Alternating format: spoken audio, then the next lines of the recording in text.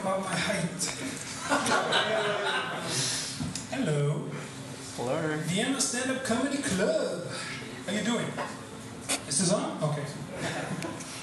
I love to be here. I couldn't make it for the first 2 times around, so I'm glad that I'm here for the third event. I think it's awesome that something like this exists now. It's an open mic stand-up comedy thing in Vienna. Every year or so I googled for something like this and it never showed up because it just didn't exist. And now it does, so that's great. Oh yeah. And today I asked myself, why didn't I try to get something like this off the ground like for all these years? And then I remembered, oh that's right, because I'm a fat lazy bastard.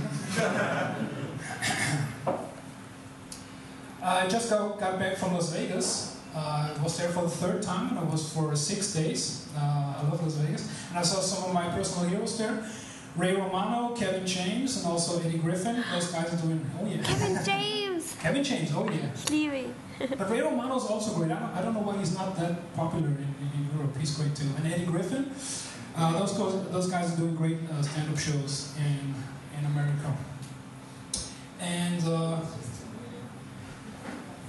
I love Las Vegas, it's my favorite city in the world, but there are a lot of prostitutes in Las Vegas. Like, you're having a nice time and somebody like, what do you mean, $300? What? Am I holding this right? Okay, great. And the prostitutes are a lot like the Vienna prostitutes, some of them are really good looking. So just out of curiosity, I asked this one girl, what was she charging? And she said, like $1,000? And I said, what? $1,000 US? I want to rent you, not buy you. And she said, I'm gonna rock your world. I said, yeah, you would rock my world financially.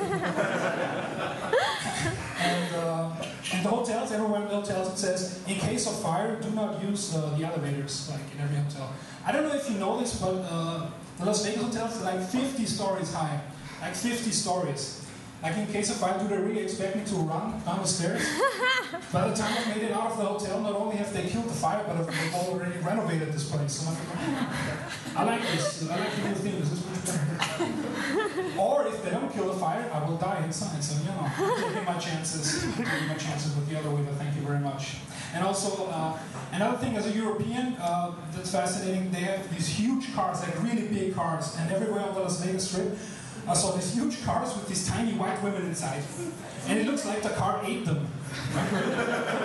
Help! So I love America. And the number one, oh yeah, it's a great place. Awesome. Go to Las Vegas. Some great shows there. The number one thing, though, I love about America is their food. It is just the best food I've ever eaten in my life. I could not live in the United States. I would just eat all the awesome shit and die after like a month. At the end, I would look like Jabba the Hutt, you know, that fat monster from Star Wars? And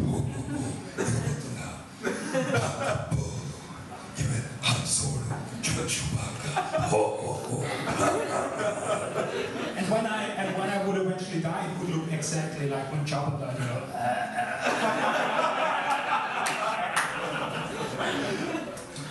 Yeah, I love to eat more than I love sex, really. Eating is like an orgasm in your mouth and it lasts for 30 minutes instead of only a few seconds. So I thank the Americans for their awesome food, and I also thank them for their awesome movies. For about 100 years now, the Americans have been the best at making motion pictures.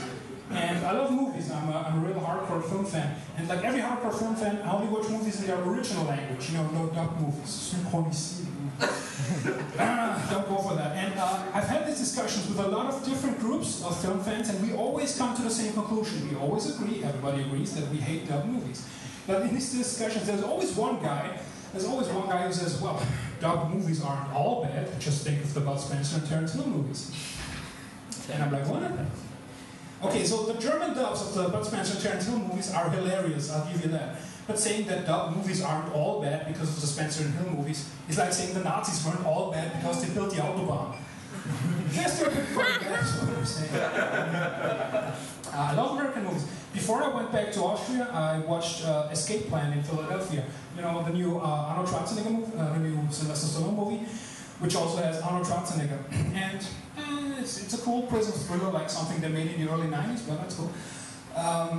And what was funny though, that in this Philadelphia theater, even before the movie started, people everywhere were doing Schwarzenegger impressions. you know, everywhere you heard people going like, I'm Arnold Schwarzenegger, greatest movie star in the world. I'm going to kill another bad guys. Come with me if you want to live. And this one group of people, in particular, they were competing against each other who could do the best Schwarzenegger impression. And it looked like fun, so I joined in. You know, I sat next to them, and I was like, Predator, kill me, come on, do it. I'm right here. What are you waiting for? Here, come on. Go ahead and give these people here. Get to the chopper. Get to the chopper. Who said that? I think did you just say that? No, okay. Get to the chopper. Yeah, muscle. Muscle. Yeah. Got a steroid. It's cool. I've got to become governor.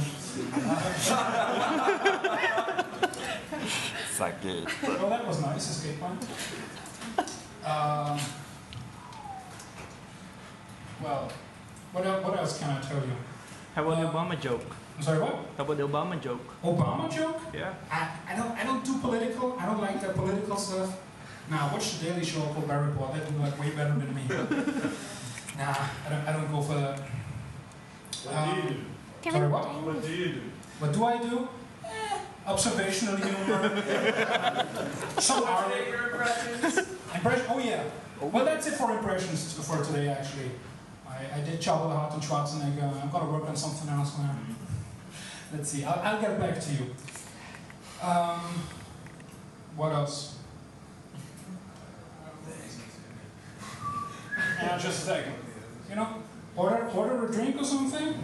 I'll get back to you.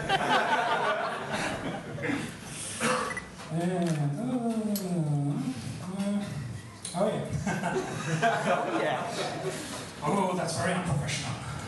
Well, after the movie, after Escape Plan, I got to talk some more to some of the guys after the movie was over. And this one guy says to me that he's a vegan. Except he didn't say, I'm a vegan, like a normal person would. He said, I'm part of the vegan community. Now, I'm sure that by now you can tell that I love Americans, but there are a couple of things that piss me off about American culture or Americans in general. And one thing I don't get is the whole community thing. You know, there's the black community, the gay community, and the online community. I mean, really? What is this? Millions of people are black, gay, or online. You're not special. I'm part of the lesbian community. Please tell me how that works. Do you greet other lesbians on the street? Do you have meetings once a week with like bagels and coffee?